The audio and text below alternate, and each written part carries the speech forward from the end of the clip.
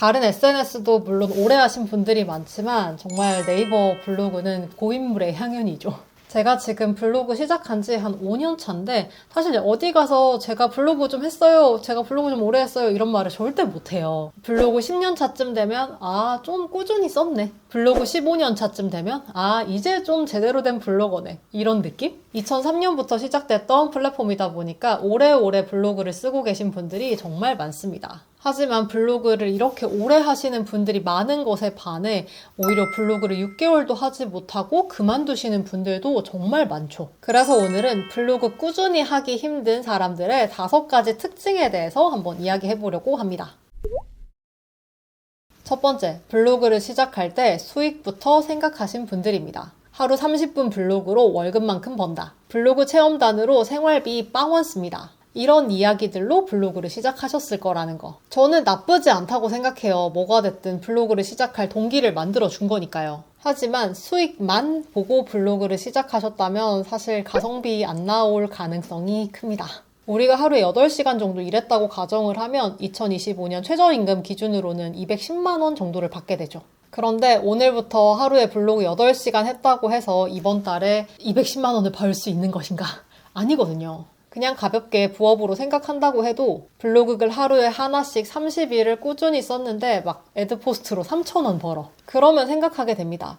내가 블로그 글 쓰는데 한 30분 정도 걸렸으니까 이거를 역산해서 계산을 해보면 내 시급이 200원인가? 그리고 체험단을 하더라도 초반에는 한 2, 3만 원짜리 체험단에만 당첨이 된단 말이죠.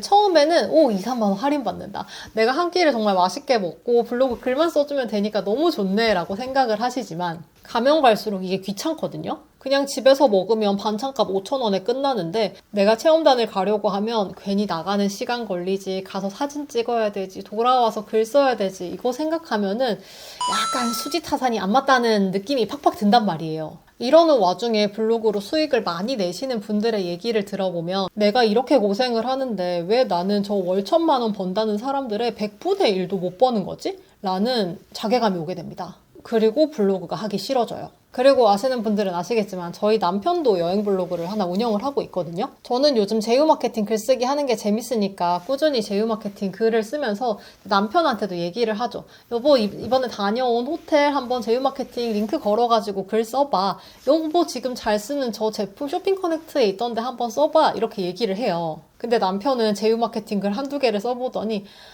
이거 팔 생각을 하니까 너무 귀찮고 뭔가 신경 쓸 것도 너무 많아서 힘들어. 블로그 하기 싫어. 이렇게 다 이야기를 하는 거예요. 남편은 실제로 저보다 블로그를 먼저 시작했고 정말 자기가 다녀온 여행 기록이라든지 자기의 일상을 좀 남기는 목적으로 블로그를 시작했고 그리고 체험단 조금 즐기는 정도로 블로그를 정말 즐기고 있어요. 그래서 그런지 정말 수익 하나 딱 보고 블로그 글을 쓰려고 하면은 그게 너무 힘들고 블로그 쓰기가 싫어진다라고 이야기를 하더라고요. 블로그 수익화도 물론 중요하지만 블로그의 재미를 느끼고 꾸준히 쌓아가는 습관이 저는 더 중요하지 않나라고 생각을 해요. 이게 블로그를 하면 할수록 나한테 노하우가 생기고 이게 자연스럽게 수익으로 이어지는 과정이 사실 베스트가 아닌가.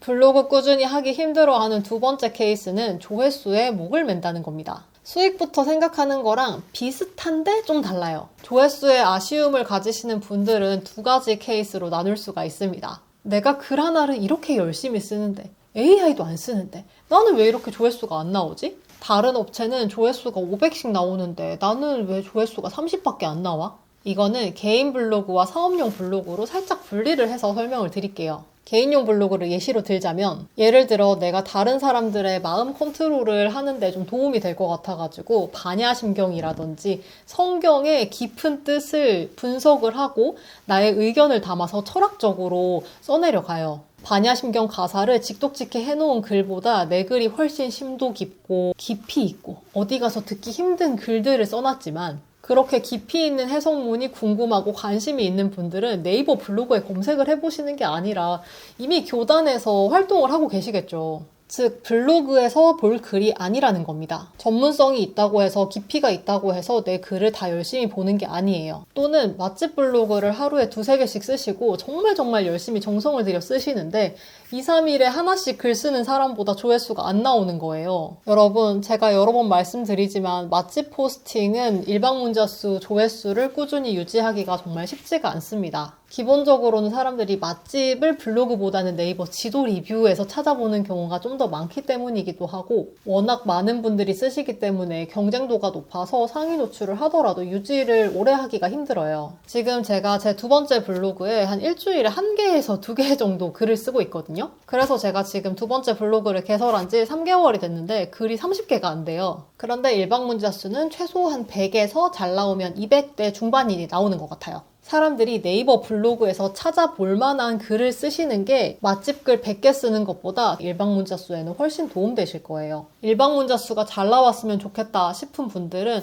사실 애드포스트나 협찬 때문에 그 조회수에 좀 미련이 남으실 수 있습니다. 하지만 저는 조회수보다는 블로그를 하는 데 있어서 조금의 효율을 더 챙기셨으면 좋겠다 싶거든요. 내 블로그의 메인 주제를 잡고 그 블로그를 운영을 하면서 그 분야 전문성을 키우면 점점 상위 노출 확률이 올라가고 상위 노출 유지력이 길어집니다. 꾸준히 하루에 검색 유입 10 이상 뽑아낼 수 있는 포스팅 50개 쓰면 일방 문자 수 500이 되는 거고요. 점점 내 분야 전문성을 키우게 되면 포스팅 하나로 하루에 조회수 50, 100, 200, 500씩 뽑는 효자 포스팅이 생기게 될 거예요. 그러니까 사람들이 블로그에서 검색해서 찾아볼 만한 그리고 내가 포스팅의 60% 이상을 가지고 갈 수 있는 전문 주제를 하나 가지고 블로그 운영하시는 것을 추천드립니다. 지금보다 포스팅 쓰는데 시간을 줄여도 지금보다 포스팅 개수를 줄여도 훨씬 더 좋은 결과를 보실 수 있을 거예요.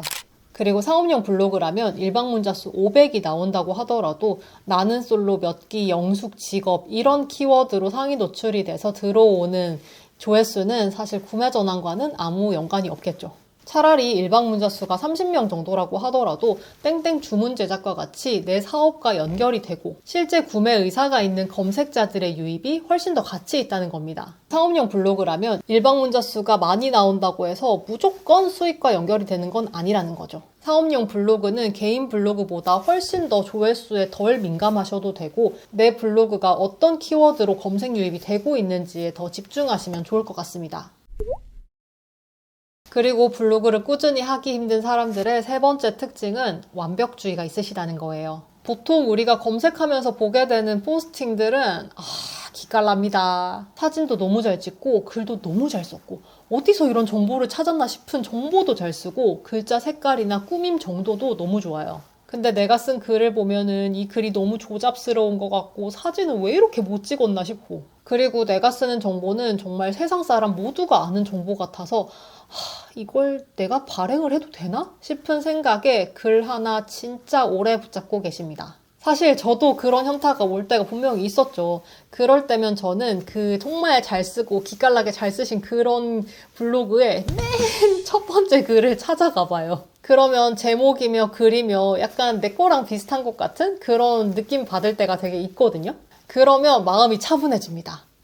이분도 처음엔 이랬구나. 이분도 이런 시기를 다 거친 거구나. 그러면 발행 버튼 누르기가 훨씬 쉬워져요. 이렇게 다른 사람들의 첫 글을 찾아보면서 나의 마음의 위안을 삼았다면 그래도 이제 내 글을 좀 개선할 수 있는 방법을 찾아야겠죠. 보통 완벽주의 가지고 계신 분들이 하나의 포스팅에 최대한 많은 정보, 정말 모든 정보를 다 때려 넣으려고 하시는 분들이 많아요. 그리고 저도 블로그 포스팅 하나에 모든 정보 때려 넣으려고 안달복달했던 시기가 있습니다. 저는 이걸 조금이라도 내려놓으려고 지금 하고 있는 방법은 제목 먼저 쓰고 목차를 쓰는 거예요. 저도 요즘 목차 안 쓰는 포스팅 많기도 합니다. 이제는 좀 그래도 노하우가 생겼는데 이거는 요거만 쓰면 깔끔하게 해결되겠네 싶은 글들 많아요. 근데 뭔가 이거는 쓰면은 아주 그냥 논문 나오겠는데 싶은 글은 목차를 쓰고 딱 그 내용만 씁니다. 제가 다음 달에 시드니로 태교 여행을 가는데 이 태교 여행용 숙소를 고르는데 제가 죽을 뻔했거든요. 시드니 숙소 왜 이렇게 복잡하고 왜 이렇게 많아? 왜 적고 싶은 말도 너무 많고 이거는 블로그 쓰면은 그냥 무조건 3,000자는 기본으로 넣고 이거 잘못하면 5,000자까지 넘는다 싶은 마음이 들어서 마음을 다잡았습니다.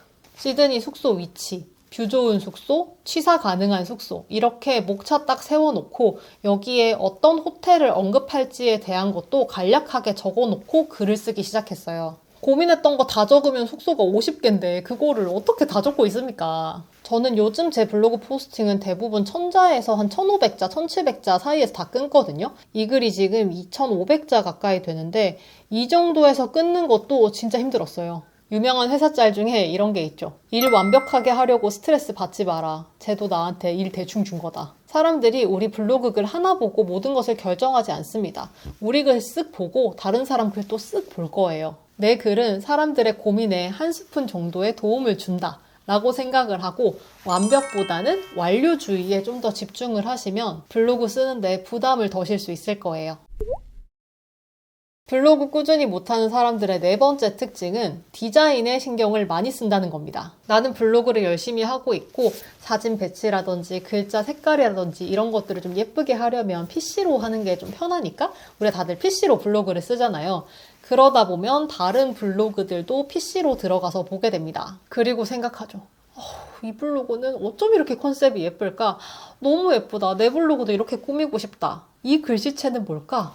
이 배치는 뭐지? 사진도 어떻게 이렇게 고화질이냐? 이런 생각하죠. 하지만 내가 실제로 네이버의 검색자의 입장이 됐을 때 남의 블로그를 그렇게 유심히 보시나요? 이 사람 정보가 좋네 정도는 생각할 수 있지만 그 사람 글자가 너무 예쁘니까 글자 색이 너무 예쁘니까 이 사람 글만 봐야겠다라고 생각하지 않습니다. 글자 색은 촌스럽고 문체는 투박하고 뭔가 툭툭 던지는 것 같은 포스팅인데 정보가 좋고 술술 읽히는 글이 있습니다. 반면에 말도 정성스럽고 글자 폰트도 예쁘고 글자 색깔도 너무너무 예쁜데 얘가 그래서 뭘 말하는 거지? 싶은 글도 있어요. 주객이 전도된 상황이죠. 장기적으로 봤을 때 어떤 블로그가 더 유리할까요? 일방 문자 수, 판매 전환율 같은 것들을 모두 생각했을 때. 어릴 때 엄마가 중고등학교 때는 공부나 하고 꾸미는 건 대학교 가서 꾸며 이런 말씀을 하셨거든요. 그런 것처럼 블로그 홈 디자인, 글자 폰트, 글자 색깔 같은 것들은 내 포스팅이 어떻게 해야 상위 노출이 되고 나에게 잘 맞는 블로그 주제는 뭐고 내가 블로그 쓰는데 시간을 좀 늘리더라도 꾸준히 블로그를 할 수 있을 때부터 하셔도 늦지 않습니다. 그리고 계속 내가 예쁜 디자인에만 집중을 하게 되면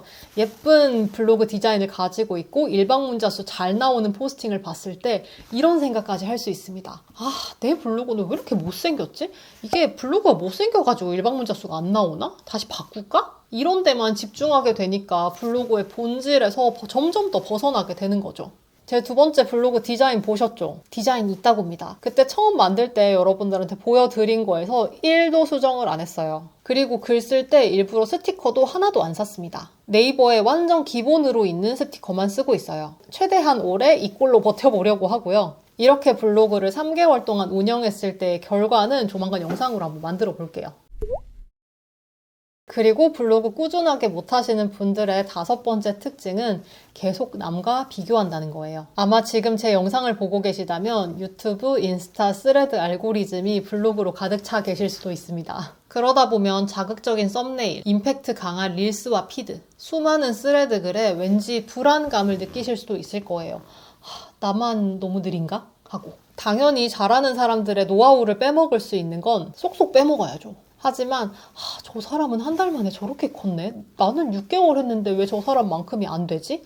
이런 비교는 안 하시는 게 좋습니다. 침울해질 필요가 없어요. 나와 그분의 블로그 주제가 달라서 아예 시작부터 검색량부터 다를 수가 있고요. 이전에 블로그를 키워본 이력이 있어서 이미 블로그 노하우를 다 체득하고 그 체득한 노하우를 쏟아붓는 블로그일 수도 있습니다. 물론 조회수 잘 나오는 키워드를 어떻게 찾는지, 쇼핑 커넥트 수익을 얻기 위해 어떤 전략을 쓰는지, 클립을 잘 만들기 위해 어떤 어플을 쓰는지 이런 건 내가 그분들한테 배울 수가 있어요. 그리고 내 블로그 방향성이 잘 맞는지를 점검하기 위해 남의 블로그를 보는 건 도움이 될 수 있습니다. 하지만 그 사람의 성과, 숫자에만 집중하게 되면 내가 되게 피폐해지더라고요. 결국 그게 불태기로 이어지고 꾸준히 블로그를 하는데 굉장히 많은 방해가 됩니다. 그래서 뭔가 영상이나 글을 볼 때는 이 사람의 숫자를 보기보다는 이 사람이 어떤 전략을 썼는지에 조금 더 집중하면서 노하우를 훔쳐오시면 좋을 것 같아요.